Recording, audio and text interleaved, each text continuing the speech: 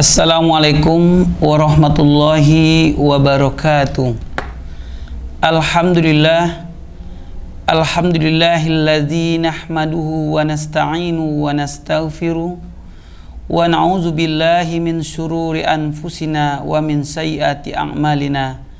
May yahdihillahu fala mudhillalah wa may yudlil fala hadiyalah. Ashhadu an la ilaha illallah wahdahu la syarikalah wa ashhadu anna Muhammadan abduhu wa rasuluhu la nabiyya ba'da. Amma ba'du. Pertama dan utama sekali, marilah kita panjatkan puji dan syukur kehadirat Allah Subhanahu wa taala. Alhamdulillah, pada hari ini kita diberi kesehatan oleh Allah untuk melaksanakan ibadah-ibadah yang Allah perintahkan kepada kita.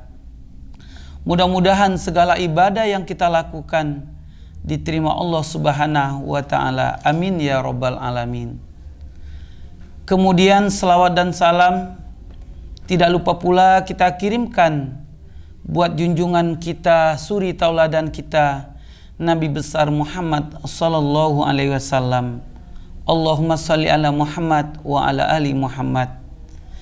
Kaum muslimin rahimakumullah. Pada kesempatan ini tausiah kita, kultum kita adalah membangun kedekatan dengan Allah Subhanahu wa taala dan membangun ketakwaan pada diri dalam hidup kita. Kaum muslimin, kaum muslimat pendengar rahimakumullah. Tentu sebagai seorang mukmin kita tidak luput, tidak terlepas dari pantauan Allah Subhanahu wa taala. Segala gerak-gerik kita Allah melihat dan malaikat mencatat. Tentu apa yang kita lakukan, baik dan buruknya, akan menjadi catatan ibadah kita, akan menjadi catatan amalan kita yang nanti akan diperlihatkan, akan mendapatkan balasan di hari akhir nanti. Kemudian tentu dalam membangun kedekatan dengan Allah Subhanahu wa taala, kita harus dilaksanakan dengan sungguh-sungguh, dengan serius, sehingga apa yang kita lakukan akan menjadi barometer untuk diterimanya oleh Allah Subhanahu wa taala, sampai di mana kesungguhan kita.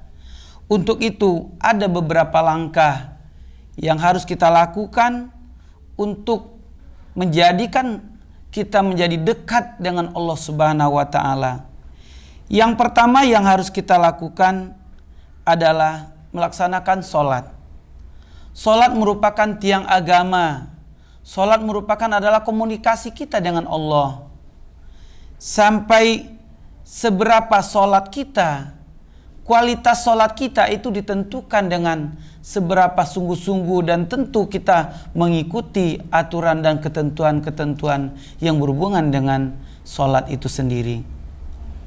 Ketika sholat kita mampu kita laksanakan dengan baik, nanti akan menjadi barometer dari perilaku dan perbuatan kita sehari-hari. Di dalam Al-Quran disebutkan, di dalam surah Al-Ankabut Allah berfirman, Aqimis sholah, inna sholat tanha anil fahsya wal munkar. Dirikanlah sholat, kata Allah, sesungguhnya sholat itu mampu mencegah perbuatan keji dan mungkar. Itu langkah yang pertama. Yang harus kita perhatikan adalah sholat. Yang kedua adalah membaca Al-Quran. Membaca Al-Quran adalah salah satu cara kita untuk mendekatkan diri dengan Allah Subhanahu wa taala. Ketika hati kita gelisah, kita dirundung banyak masalah, kita membaca Al-Quran. Karena dengan membaca Al-Quran nanti akan memberikan ketentraman, akan memberikan ketenangan di dalam hati dan sanubari kita, sehingga apa yang kita sedang hadapi dan yang akan kita hadapi kita bisa menjalankan, kita bisa laksanakan dengan tenang, dengan baik, sehingga hasilnya akan senantiasa memberikan kebahagiaan di dalam hidup kita. Yang ketiga adalah dengan kita berzikir. Zikir adalah merupakan cara mudah kita untuk mendekatkan diri kepada Allah. Zikir bukan hanya sebatas kita mengucapkan lafaz-lafaz talbiyah, lafaz-lafaz kata-kata thayyibah, kalimat-kalimat thayyibah. Tetapi bagaimana kita mendekatkan diri, mengingat Allah di dalam seluruh gerak-gerik kita, baik itu dengan bacaan doa maupun dengan perbuatan itu, sehingga apa yang kita lakukan benar-benar mengacu kepada Allah. Benar-benar apa yang kita lakukan menjadi standar di dalam kehidupan kita. Ini benar nggak? Diperbolehkan Allah atau tidak? Nah, ketika itu sudah menjadi ukuran di dalam hidup kita, maka itu adalah zikir yang sebenar-benarnya. Zikir yang sesungguhnya. Itu yang ketiga. Jadi langkah yang harus kita bangun di dalam mendekatkan diri kepada Allah adalah dengan berzikir. Dan juga pada yang keempat adalah kita berpuasa. Saum, apalagi sekarang dengan kondisi kita sedang berpuasa di bulan Ramadan, tentu akan membangun suatu kedekatan emosi kita, mendekatkan diri kita kepada Allah Subhanahu wa taala. Kita yakin dengan segala apa yang kita lakukan, begitu yakin akan dipantau oleh Allah. Sesuatu yang kita lakukan yang akan merusak ibadah puasa kita akan ingat, akan terpatri di dalam hati kita. Kita yakin ketika kita melakukan sesuatu yang orang lain tidak lihat, dengan kontrol dengan Allah Subhanahu wa taala, Allah akan melihat. Allah akan memperhatikan apa yang kita lakukan, dan malaikat yang sudah siap mencatat segala amal ibadah kita. Ketika kita melakukan sesuatu yang tidak baik, kita yakin akan mengganggu, akan menghapuskan pahala puasa kita. Maka di dalam hadis disebutkan oleh Rasulullah betapa banyak orang yang berpuasa. Kam min shaimin laisa lahu min siyamihi illal ju'i wal atos. Betapa banyak orang yang berpuasa hanya mendapatkan haus dan dahaga. Kita tidak ingin seperti itu. Makanya ketika kita ingin membangun kedekatan dengan Allah Subhanahu wa taala, perbaiki puasa kita. Perhatikan puasa kita, karena nilai puasa kita Allah yang menentukan. Ketika kita puasa dengan hanya sebatas menahan haus dan lapar, ya segitu pahalanya. Makanya kata Allah di dalam hadis qudsi, as-saumu li wa ana ajzi bi. Kata Allah, puasa itu untukku, aku yang akan membalasnya. Betapa kesungguhan seseorang di dalam menjaga hal-hal yang akan merusak puasa, dan itu akan menggambarkan dan itu akan menentukan nilai pahala puasanya di sisi Allah Subhanahu wa taala. Itu yang keempat. Dan yang kelima adalah kita bersedekah. Tentu sebagai seorang muslim, kita menyadari segala rezeki yang Allah berikan, tidak mesti semuanya kita yang harus berkuasa di dalam menghabiskan. Menghabiskan dalam arti untuk kebutuhan fisik kita, untuk kita makan, minum dan lain sebagainya. Tetapi ketika kita berbagi dengan orang lain, maka disitulah letak kebahagiaan kita.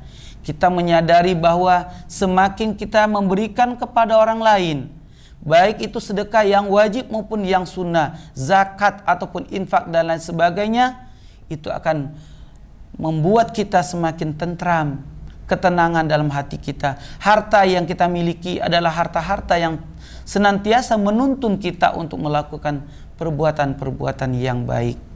Ketika kita tidak mengeluarkan sedekah, baik itu zakat dan lain sebagainya, maka akan timbul dua penyakit di dalam hati kita, yaitu penyakit boros dan penyakit kikir.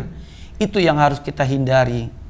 Kita tidak mau berbagi sehingga hari demi hari kita cuma berhitung kekurangan harta kita. Tetapi ketika kita bersedekah, berinfak, peduli terhadap orang lain, maka Allah akan tanamkan sifat qanaah di dalam diri kita, sikap merasa cukup, merasa puas dengan apa yang Allah berikan, dan senantiasa rasa syukur yang ada di dalam hati kita akan senantiasa tumbuh dan terbangun dengan baik. Kaum muslimin, kaum muslimat rahimakumullah. Yang kedua adalah membangun ketakwaan di dalam hidup. Tentu ketakwaan yang harus kita bangun tidak bisa langsung instan, harus dengan terus menerus, dan tidak dapat dilakukan dengan hanya sekali dua kali, tetapi adalah dengan sungguh-sungguh dan terus menerus. Maka harus ada langkah-langkah yang harus kita lakukan. Apa yang harus kita lakukan sehingga ketakwaan terbangun di dalam hati, di dalam hidup kita? Yang pertama di sini yang dengan membangun adalah meningkatkan ketakwaan kepada Allah dengan cara menjaga hubungan yang baik dengan Allah. Tentu hubungan kita dengan Allah dengan sholat, dengan zikir, dengan berdoa, dengan bersedekah, itu bagian dari membangun hubungan kita dengan Allah. Terutama sholat, apalagi di bulan Ramadan, sholat kita dilipat gandakan, ibadah-ibadah kita dilipat gandakan pahalanya di sisi Allah. Ketika kita sholat sunnah, pahalanya sama dengan pahala sholat wajib di luar bulan Ramadan. Begitu Allah memberikan keutamaan pahala yang sangat besar di dalam bulan Ramadan. Mudah-mudahan kita bisa untuk memanfaatkan, mengambil segala keutamaan yang Allah berikan kepada kita, sehingga ketakwaan di dalam hidup kita akan terbangun dengan baik. Yang kedua adalah meningkatkan pengetahuan tentang Islam. Kita sebagai seorang muslim, baik itu yang sudah dari keturunan atau memang kita baru masuk Islam dan lain sebagainya, tentu kita butuh belajar. Kita harus menggali ilmu pengetahuan Islam, ilmu pengetahuan agama, sehingga apa yang kita lakukan benar-benar sesuatu yang sudah kita pahami dengan baik. Kita tidak akan menjadi seorang muslim yang baik ketika ilmu agama tidak kita pahami. Contoh di dalam ibadah, Allah akan menerima pahala ibadah kita, amalan kita ketika memenuhi minimal 3 syarat. Pertama adalah ada perintah dari Allah. Yang kedua pernah dicontohkan oleh Rasulullah. Yang ketiga adalah kita niat ikhlas karena Allah Subhanahu wa taala. Ini harus menjadi kunci dalam ibadah kita. Ketika kita akan beribadah, kita yakin ini ada perintah dari Allah, yaitu dalam Al-Qur'an dan juga tentu dengan sunnah Rasul. Kemudian pernah dicontohkan oleh Rasulullah dalam hal ibadah, bukan dalam dunia tetapi dalam ibadah harus ada contoh dari Rasulullah. Rasulullah pernah mencontohkan. Dan yang ketiga, segala sesuatu akan bernilai ketika kita lakukan dengan ikhlas karena Allah Subhanahu wa taala. Itu yang kedua. Yang ketiga adalah menjaga kualitas sholat kita. Menjaga kualitas sholat kita. Sholat yang kita lakukan harus ada peningkatan. Harus ada peningkatan baik itu secara bacaan maupun secara kekhusyuan. Ketika kita sholat biasanya mungkin 5 menit, coba 7 menit, 8 menit, bahkan sampai 10 menit. Sehingga benar-benar apa yang kita baca di dalam sholat benar-benar kita rasakan di dalam hati kita.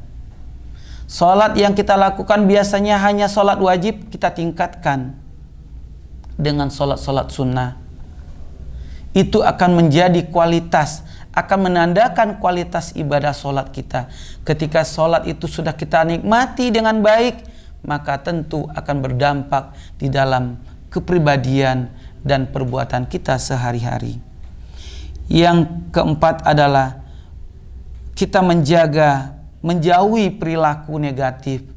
Tentu di dalam kehidupan sehari-hari kita menyadari kita tidak luput dari perbuatan salah dan dosa.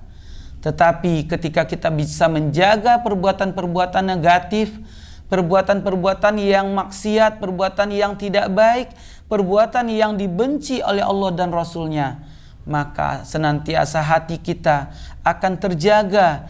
Kita akan mudah dan gampang dalam melakukan ibadah apapun. Tapi ketika kita berat untuk melakukan suatu apapun, sholat terasa berat, sedekah terasa sulit, kemudian berinfak terasa berat, itu menandakan banyak di dalam hati kita dosa-dosa yang kita lakukan mungkin sudah berat, sudah terlalu banyak, sehingga kita melakukan ibadah yang ringan menurut orang lain tetapi berat menurut kita. Itu adalah indikasi kita ketika kita banyak dosa, hal-hal ibadah apapun terasa berat bagi kita. Itu barangkali yang dapat kita lakukan sebagai upaya kita, langkah-langkah kita yang harus kita lakukan di dalam membangun kedekatan kepada Allah Subhanahu wa taala dan juga membangun ketakwaan dalam hidup kita. Mudah-mudahan apa yang kita lakukan, upaya yang kita usahakan akan senantiasa diridhoi oleh Allah Subhanahu wa taala. Amin ya rabbal alamin. Demikian tausiah kita pada kesempatan ini. Salah dan janggal mohon maaf, yang benar datangnya dari Allah dan Rasulnya, yang salah dari diri saya sendiri. Wabillahi taufiq wal hidayah. Wassalamualaikum warahmatullahi wabarakatuh.